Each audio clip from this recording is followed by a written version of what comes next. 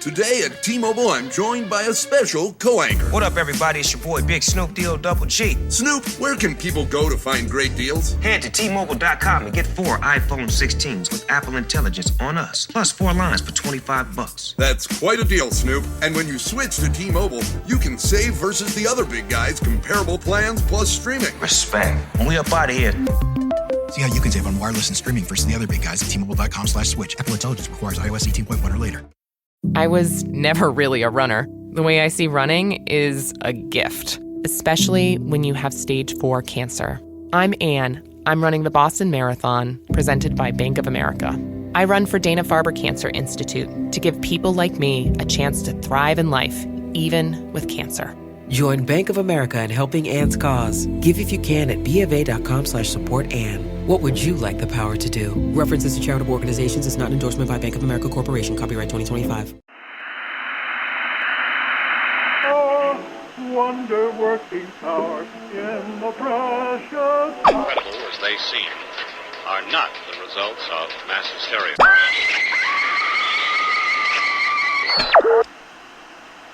You may wish to adjust the dial. You are currently tuned into the wrong station.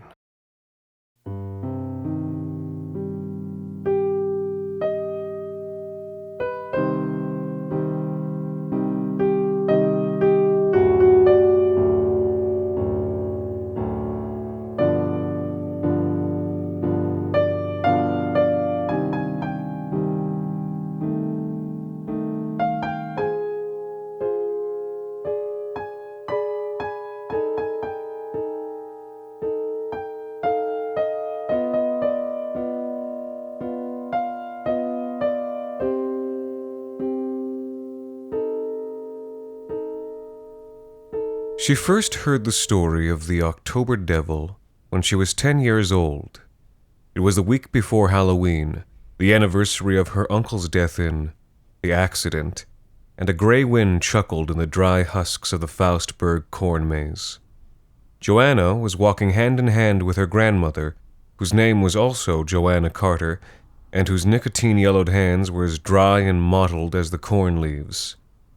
"Once," said the old woman, "there was a widow named Molly Cranican who lived out by the edge of Scratch Valley.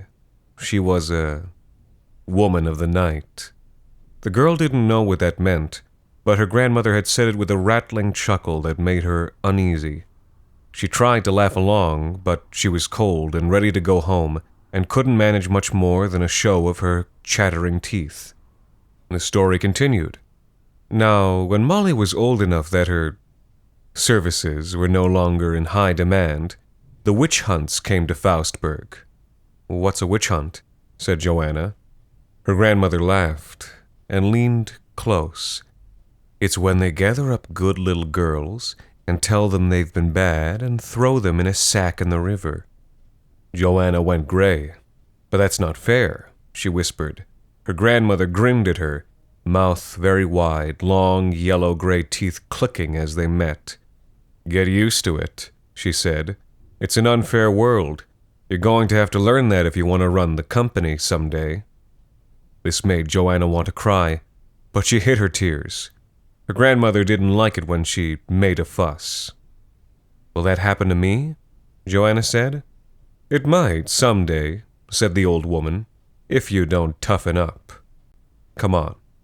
Her cold grip led Joanna deeper into the corn maze, and her cold voice led Joanna deeper into the story. 15 women were accused of dealing with Satan. Along with 2 others, Molly was brought before the magistrate, our ancestor Jeremiah Carter. She was tried, convicted, and put to death. A little shiver passed through the old woman's body, but not one of cold. Alone of the 3, she said, Molly didn't weep at the gallows. Instead, she burst out laughing as they forced the rope around her neck. "Why?" said Joanna. She did not want to know, but she wanted the story to be over. "Because," said her grandmother, "she told them she'd been innocent, up to that point, but that as of that moment, her soul belonged to the devil, in exchange for this punishment upon the town, that 3 times every 100 years a man would have to die by sacrifice, or the town would be destroyed. And the villagers laughed when they heard her say this. But when they hanged her, her head came clean away, and her body rotted right before their eyes. With a spotted hand, the old woman pried apart the walls of the corn maze, and led her granddaughter out to the stony brink of the Scratch Valley Gulch. Dead gray sumacs rattled in a dead gray breeze. On the slope below them, low flames smoldered through a pit of scorched rocks and ashen dirt. A gas crater, a natural gas seep that had been burning in the hillside for some 400 years. A year later, said the elder Joanna, this is where it appeared. The October Devil. And it appeared again the next night, and the night after that, and the night after that. And all that time the crops turned black and the milk spoiled inside the cows, and the whole town fell to ruin, until the townsfolk chose someone for it to drag back to its master in hell. The old woman's wrinkled cheeks split wider. The breath of her smile was like soiled cigarettes and rotten lung. A little boy, she said, just about your age. Joanna tore away from her grandmother's grip, tore away and ran back into the corn maze, with the old woman's laughter following her through the gray gold stalks. It wasn't until hours later, freezing, damp and afraid, that they found her there. It was 10 years before she returned to Scratch Valley. That night, it was the 1st of October, with the first black wind shivering down a wooded slope to keen against the colonial revival windows of the Carter estate.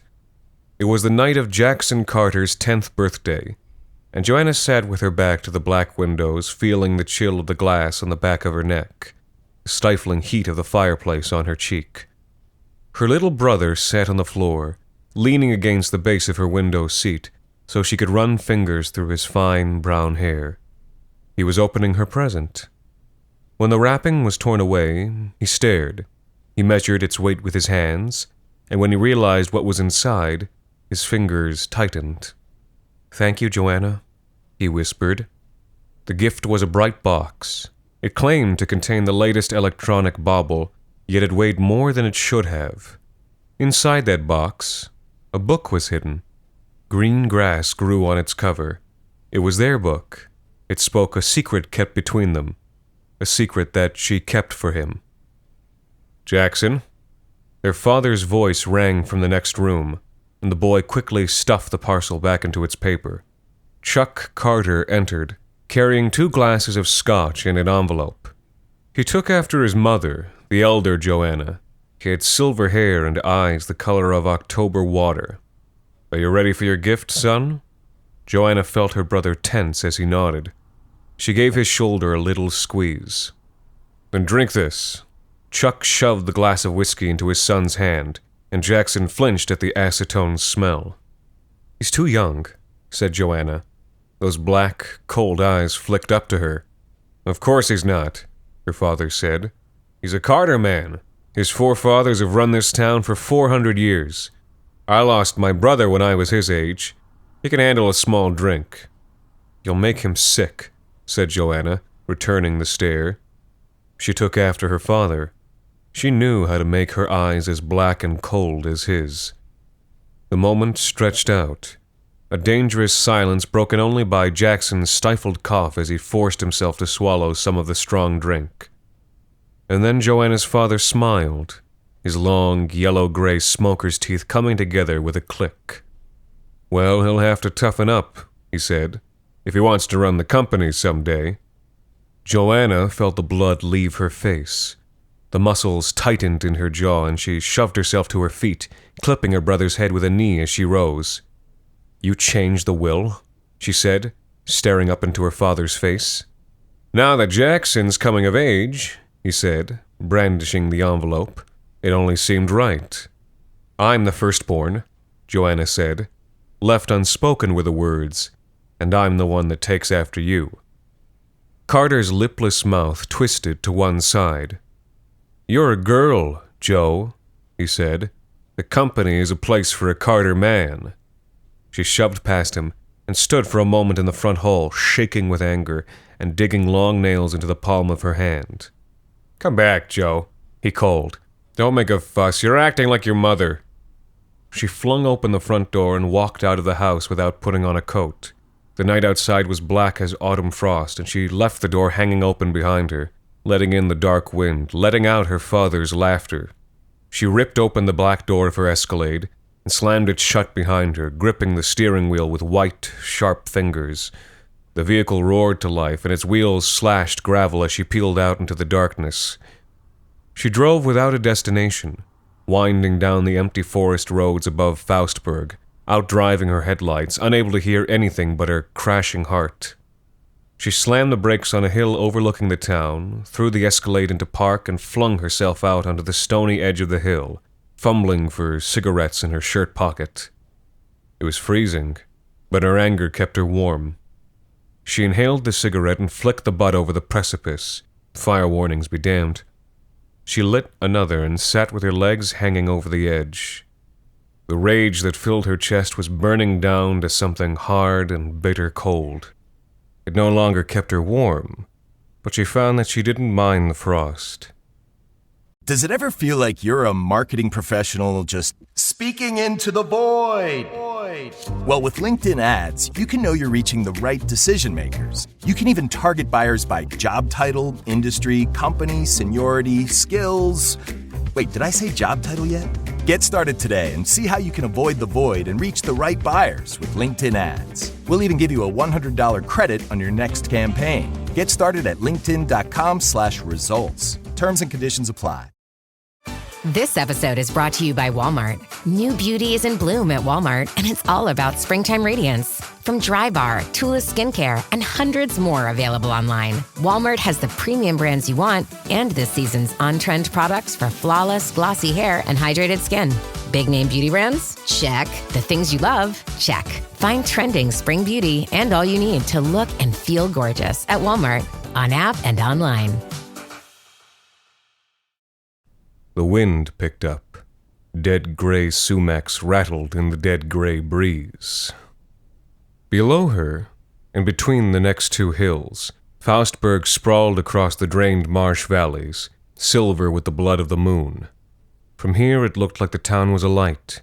Red gold trees flickered like fire down the streets, lit up with the glow of sodium lamps, and above the town plumes of steam wafted from the towers of Carter Petrochemical. She realized she was staring down the barrel of Scratch Valley. She was on a promontory above the corn maze. A short but fatal tumble underneath her feet, the night was splintered by the gold glow of the gas crater. She stood, brushing dirt and cigarette ash from her jeans, and turned to go. The wind died down. The flames behind her sank and reddened. A low moan filled the October night. She froze. The sound produced contradictory feelings within her, sickening, arousing. The moan lifted again, and she turned again, her face lit red, to face its source. Below her, something crouched in the midst of the fire, though in the low crimson smolder she could not make out more than a humped, dark shape.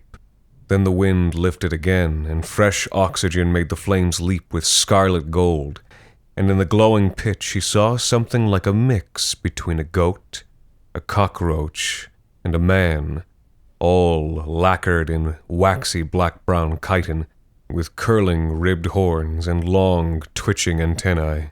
Hard, defined musculature sprouted from a flat, segmented abdomen that came to an end in the genital forceps of an earwig.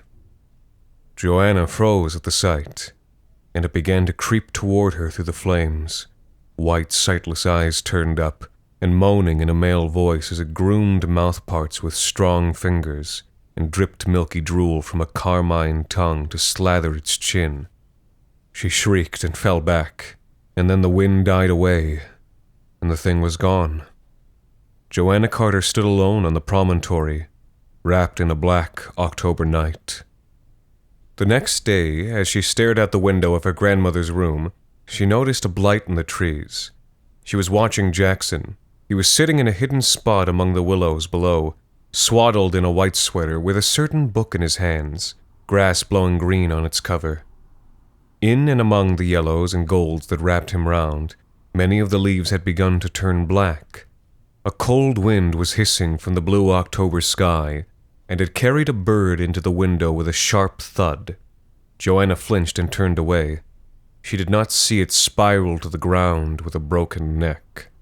Facing into the room, she saw that the sound had awakened her grandmother, who now looked at her through slitted eyes. Clustered around the old woman's bed were a pandemonium of sibilant, chittering machines. Tubes and wires connected them with the dry veins and scarred organs beneath her crackling, papery skin. But for all that she had become a victim of palliative care, her gray-yellow teeth still came together with a click. "Joanna," she said, "to what do I owe the pleasure?" A mottled, corn-husk hand gestured the young woman to a chair beside the bedside table, where two gray-scale photographs stared out from a silver frame. Chuck and Chase Carter, her father as a boy, her uncle at the oldest he would ever be. Reluctantly, Joanna lowered herself to a perch on the edge of the seat. "Did you know," she said, "about the will? That your father changed it," said the old woman, "and cut you out in favor of your brother?" "So you did," Joanna said. The old woman laughed, the sound wheezing through the tube in her throat. "No," she said, "but it's no surprise. Carter men have never let Carter women have anything easy." "You did all right," Joanna said. "You ran the company for years." Again, those gray-yellow teeth clicked into a smile. "Well," said the elder Joanna, "anything can happen." "It's bullshit," said Joanna. "It's archaic. It's completely unfair." "It's an unfair world," her grandmother said. "Didn't I always tell you that? You'll have to learn it if you want to run the company someday." "Are you going deaf?" said Joanna. "I just told you I'll never run the company." "I heard you quite clearly," said the old woman. "Did you hear me? Anything can happen." Her eyes, as she smiled, were unclouded by age, as black and cold as an October tarn. "I can't see out the window from here," the old woman said, after a moment's chill silence. "Are the leaves beautiful this October?" "No," Joanna said. "There's some blight. They're turning black." "Ah," said Joanna, leaning back into white linens. "The October devil has come again." "That's a child's story," said Joanna. "Do you think so?" Joanna said. She glanced over at the bedside table, at the silver frame, the long-lost boys ensconced therein. "Tell that to your uncle." Wind rushed against the windows. Nothing moved within the room. "You're going to have to toughen up," Joanna said. When night came again, spreading like ink through the gold and drying leaves of Faustberg, it found Joanna sitting once more behind the black wheel of the Escalade, gripping it with white, sharp fingers. Down the barrel of Scratch Valley, the town no longer looked like it was aflame. A veil of smoke had wrapped it like a distant gauze, a fire at the petrochemicals plant. Even from here you could smell the bitter burning plastic, and where the distant streetlights still shone through, they wavered beneath not golden leaves, but clouds of black foliage. The blight had spread fast. She closed her eyes. The radio was on. A 4-point drop for Carter Industries today after news of a major fire at the Faustberg plant. She flicked it off. A small sound drew her attention to the rear-view mirror. Jackson shifted in the back seat under his blanket, groaning as he woke. "What time is it?" he mumbled. "Just after 8, she said. "You had a good nap?" He said. "I don't remember going to sleep." "Where are we?" "Just at a lookout over the town. We were going to see if we could spot how bad the damage from the fire was, remember?" He shifted again, rubbing sleep from his eyes. "No," he said. "I feel really sleepy, Joanna. Am I sick?" She unlocked the doors. "Come on," she said. "The night air will do you good." She climbed out of the driver's seat and caught him as he stumbled out of the back. Her jacket made a crinkling noise as he fell against her. There was a Ziploc bag balled up in her pocket, with traces of white residue in its corners. She was surprised how light he was. He felt like a bird. Even with his pulse so slowed, she could feel the heart beating behind his ribs. "Up we get," she said. "Let's take a look at the view." She half carried him to the stony brink of Scratch Valley Gulch. Dead black sumacs rattled in a dead black breeze. The town lay spread before them, like a smashed pumpkin rotting on the sidewalk. "It's our town, you know," she said. "Faustberg. It belongs to the Carters. It has for 400 years. He said. His head was rolling, and she put an arm around his shoulders to support it. In the stiff, cold wind, the tear streaks on her cheek were freezing. "We can't let the town die," she said, "because Carter Industries is the town, and the town is Carter Industries." "Town?" he said. "Die?" "Jackson," she said. "It has to be a boy. You understand that, right? And it has to be a Carter. A Carter signed the warrant for Molly Cranican's death. It's a Carter family curse. It's our town, Jackson. It's our responsibility. Just ask Grandma." She closed her eyes. A photo in a silver frame. A boy who didn't take after his mother. A boy who looked like Jackson. She opened them again. Just ask the second son she gave. For the first time in that moment, Jackson's eyes focused. "Gave?" he said. His voice still sounded thick. "Gave to what?" And then the wind sprang up. A golden glow lifted from the embers of the Scratch Valley crater. Something shifted in the flames.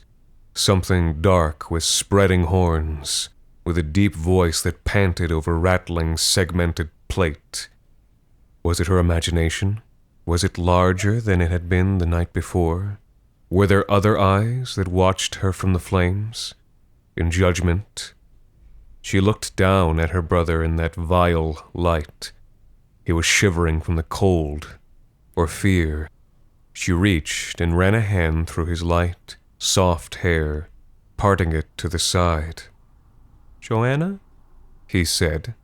The drugs were still slowing him. He didn't understand what was going on. She couldn't do it. She couldn't go through with this. He was her brother. She loved him. He was sweet. He was gentle. God, how she loved him. "Joanna." The voice was her own. It sounded cold as an October tarn, and dry as mottled corn husk leaves. "You're going to have to toughen up." She looked away from her brother, looked out at the town that was hers for the taking. If only she would take it. Her brother whispered her name again. "I'm sorry," she said. He was so light. He was like a bird. But he did not fly. The flames went up. There was a sound that Joanna would remember for the rest of her life. And then the glow died away, and there was silence, except for the keening autumn winds. For a long time she stared down into the fire. There was nothing there.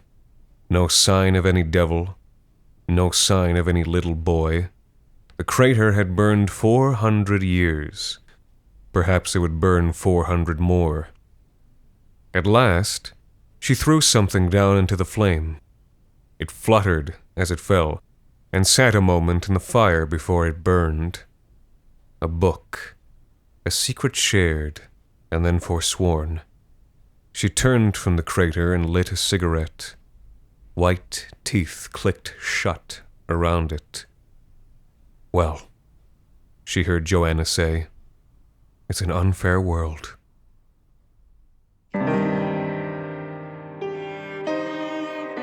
The Wrong Station is made possible by the generous support of our listeners on Patreon. Consider visiting today at patreon.com/thewrongstation. You can also support us by leaving a rating and review on iTunes, or wherever it is that you listen to The Wrong Station.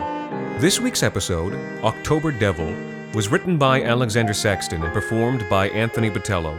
The Wrong Station is co-produced by Alexander Saxton, Anthony Botello, and Jacob Duarte Spiel, with music composed and performed on the piano by Ilan Citrin and arranged for the viola and performed by Viola Schmid.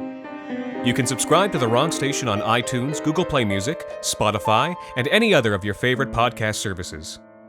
You can follow The Wrong Station on Facebook, Twitter, and Instagram, and email us at thewrongstation@gmail.com. You can also follow The Wrong Station creative team on Twitter at AEW Saxton, AJV Botello, and Jacob BRDS. And until next time, thank you for listening.